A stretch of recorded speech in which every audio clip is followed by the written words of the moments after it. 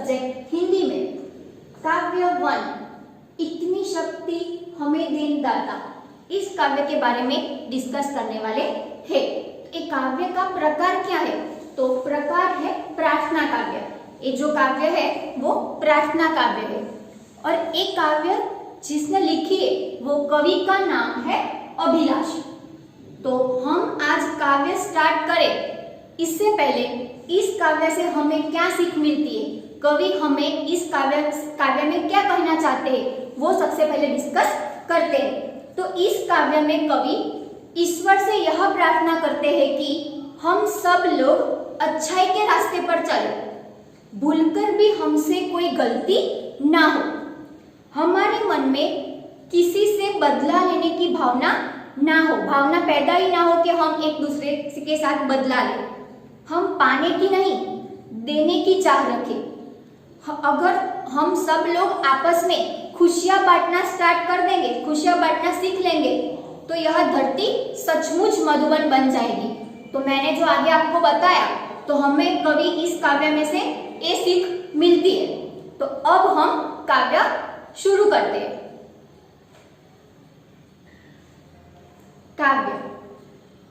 इतनी शक्ति हमें दे न दाता, मन का विश्वास कमजोर होना, हम चले नेक रास्ते पे हमसे भूल कर भी कोई भूलन होना।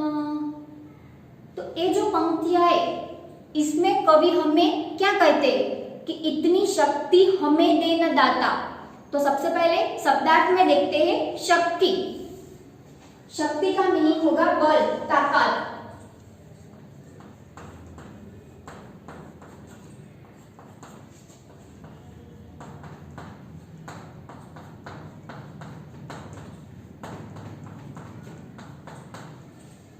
तो इतनी शक्ति हमें देना दाता, हे दाता, दाता यहाँ दाता का मीनिंग होता है ईश्वर। हे ईश्वर, तू हमें इतनी ताकत दे कि मन का विश्वास कमजोर ना हो, तुझ पर मेरे मन में जो भरोसा है तेरे लिए वो कभी कमजोर ना हो। तो शब्दार्थ में देखते हैं दाता मीन्स के ईश्वर।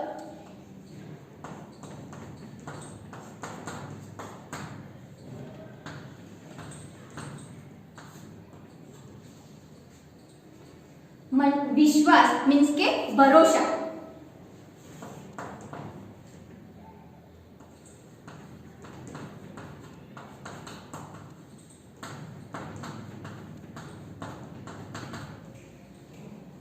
तो फिर से एक बार देख लेते हैं। हे दाता, हे ईश्वर, तू हमें इतनी ताकत दे कि तुझ पर मेरे मन का जो भरोसा है वो कभी कम ना हो, हम चले नेक रास्ते पे हमसे भूलकर भी कोई भूल ना हो।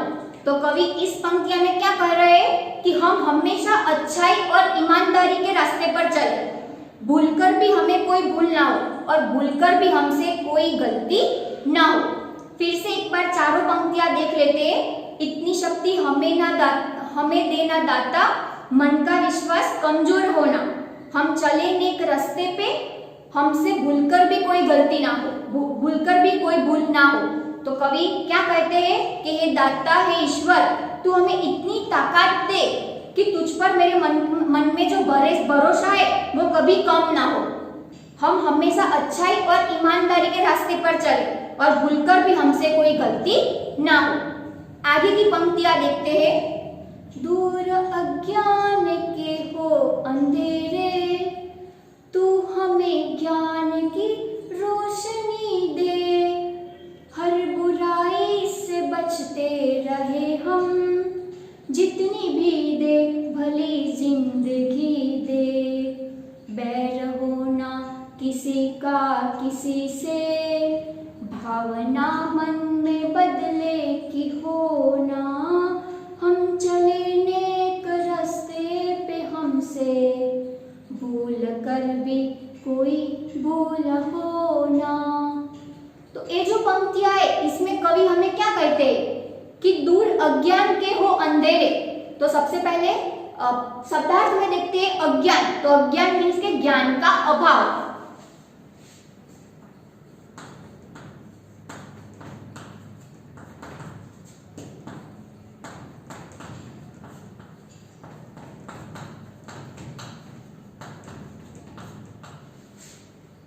तो हे ईश्वर तू हमें ज्ञान का प्रकाश दे, दूर अज्ञान के वो अंधेरे तू हमें ज्ञान की रोशनी दे। तो क्या कहना चाहते हैं, हे ईश्वर तू हमें ज्ञान का प्रकाश दे जिससे हमारे अज्ञान का जो अंधेरा है वो हमेशा के लिए दूर हो जाए। नेक्स्ट रोशनी, रोशनी का मीनिंग क्या होता है, शब्दार्थ में देखते हैं प्रकाश।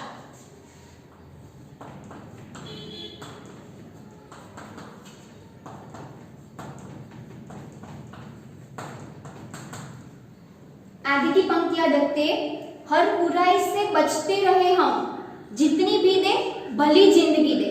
तो कवि क्या कह रहे हैं, हम हर बुराई से बचते रहे, हमें जितनी भी जिंदगी दे वह भलाई से भरी हो। तो भलाई, भली, भलाई मीन्स के क्या होता है, मतलब अच्छी। शब्दार्थ में देखते हैं भलाई,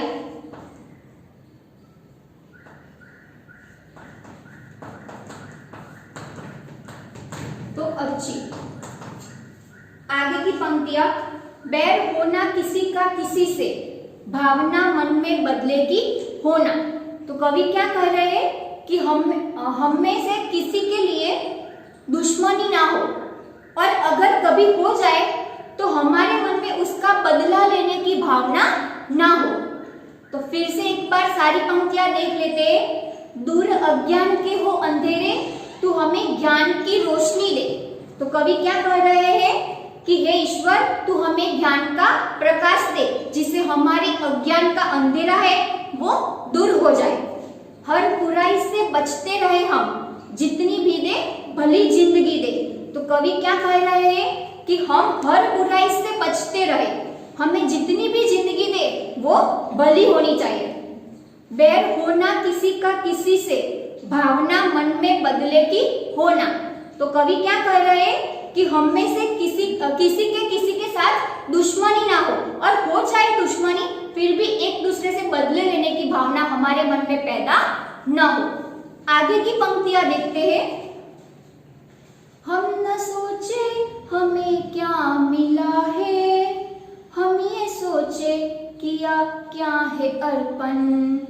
फूल खुशियों के बाटे सभी को, सबका जीवन भी बन जाए मधुबन। अपनी करुणा का जल तू बहा के, कर दे पावन हर एक मन का कोना। हम चले नेक रास्ते पे हमसे, भूल कर भी कोई भूल होना। तो ये जो पंक्तियां है इसमें हमें कवि क्या कह रहे हैं कि हम न सोचे हमें क्या मिला है, हम ये सोचे कि किया क्या है अर्पण। तो कवि हमें समझाते हैं कि हमें कभी ऐसा नहीं सोचना चाहिए कि हमें क्या मिला है, हमें ऐसा सोचना चाहिए कि हमने एक दूसरों को क्या अर्पण किया है। नेक्स्ट, फूल खुशियों के बाटे सभी को, सबका जीवन भी बन जाए मधुबन। तो कवि कह रहे हैं कि हम अपनी जो खुशियों के जो फूल है वो सब में बांटते और सबका जीवन मधुबन એટલે કે उपवन जैसा सुंदर बन जाए। अपनी करुणा का जल तू बहा के, कर दे पावन हर एक मन का कोना। तो कवि क्या कह रहे हैं कि हे ईश्वर तू अपनी करुणा का जो जल है वो बहा के हम सबका मन है वो पवित्र कर दे और मन का जो हर एक कोना है वो एकदम पवित्र हो जाए। तो फिर से सारी पंक्तियां देख लेते हैं। हम न सोचे हमें क्या मिला है, हम ये सोचे किया क्या है अर्पण। तो हम यह कभी ना सोचे कि हमें मिला क्या है, हम बस यही सोचे कि हमने दूसरों को दिया क्या है। फूल खुशियों के बाटे सभी को, सबका जीवन भी बन जाए मधुबन। तो हम अपनी खुशियों के फूल सब में बांटते और सबका जीवन है वो उपवन जैसा सुंदर बन जाए। अपनी करुणा का जल तू बहा के, कर दे पावन हर एक मन का कोना। तो हे ईश्वर तू अपनी करुणा का जल बहाकर हम सबके मन का हर कोना पवित्र कर दे। तो शब्दार्थ में देखते हैं मधुबन। मधुबन मीन्स के उपवन।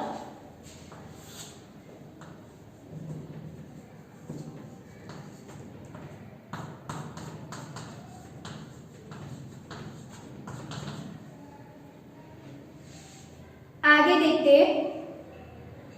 आगे की पंक्तियां देखें। हम अंधेरे में है रोशनी दे,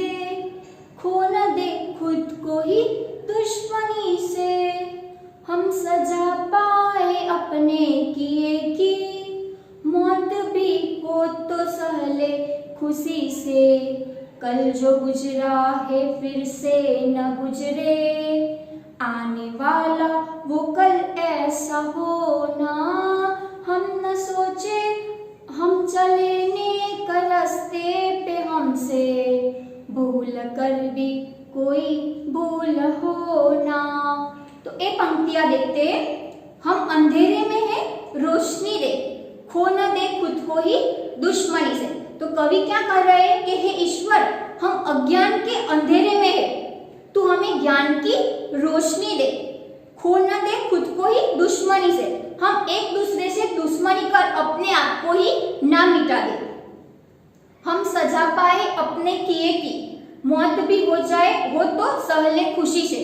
तो कवि क्या कह रहे हैं कि हे ईश्वर, अगर हम गलत है तो हमें मौत मिलेगी ना, तो भी हम खुशी से मौत भी एक्सेप्ट कर लेंगे। कल जो गुजरा है फिर से ना गुजरे, आने वाला वो कल ऐसा ना हो।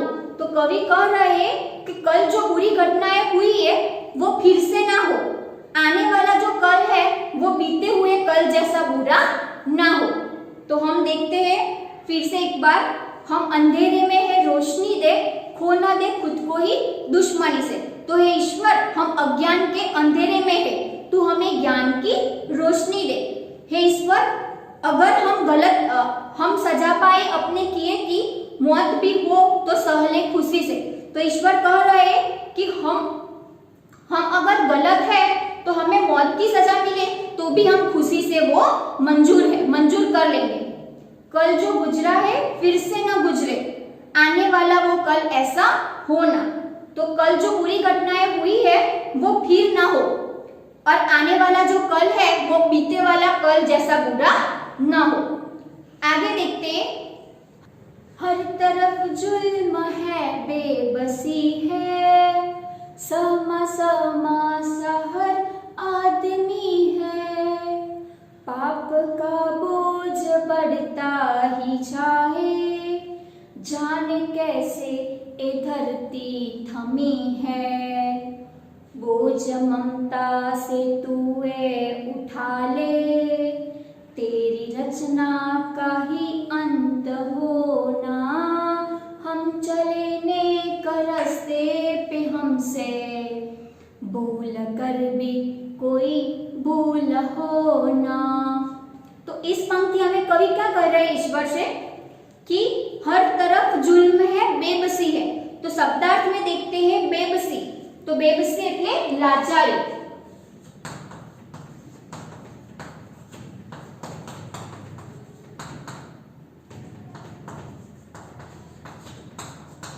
और नेक्स्ट देखते हैं जुल्म, तो जुल्म मीन्स अत्याचार।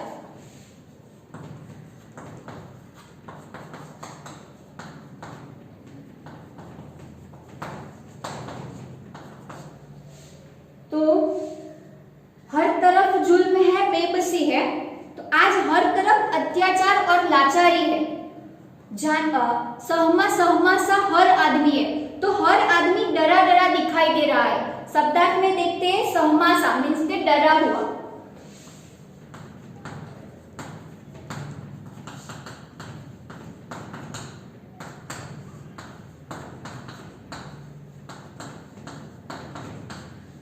तो हर तरफ जो आदमी दिखाई दे रहा है वो डरा डरा हुआ है। पाप का बोझ बढ़ता ही जाए, जाने कैसे धरती थमी है। तो कवि कह रहे हैं कि पाप का जो बोझ है वो दिन ब दिन बढ़ता ही जा रहा है। पता नहीं कैसे धरती असहन कर लेती है सब कुछ। नेक्स्ट, बोझ ममता से तू ये उठा ले, तेरी रचना का ही अंत होना। तो कवि कह रहे हैं कि हे परमात्मा, तू अपनी ममता के बल से धरती के इस बोझ को उठा ले, जिससे तेरी बनाई हुई यह दुनिया नष्ट होने से बच जाए। तो फिर से एक बार देख लेते हैं कि हर तरफ जुल्म है बेबसी है, सहमा सा हर आदमी है। तो आज हर तरफ अत्याचार हो रहा है, लाचारी हो रही है। हर तरफ जो आदमी है वो डरा डरा दिखाई दे रहा है। पाप का बोझ बढ़ता ही जाए, जाने कैसे धरती थमी। तो पाप का जो बोझ है वो बढ़ता ही जा रहा है, पता नहीं धरती यह सब कैसे सहन कर लेती है। बोझ ममता से तू ये उठा ले, तेरी रचना का अंत हो ना। तो हे परमात्मा, तू अपनी ममता के बल से धरती के इस बोझ को उठा ले, जिससे तेरी बनाई हुई यह दुनिया नष्ट होने से बच जाए। तो स्टूडेंट्स, यहाँ हमारी जो पोयम है वो यहाँ पूर्ण होती है। तो मैं आशा रखती हूँ कि आप सभी को इस पोयम में समझ आया होगा। Thank you.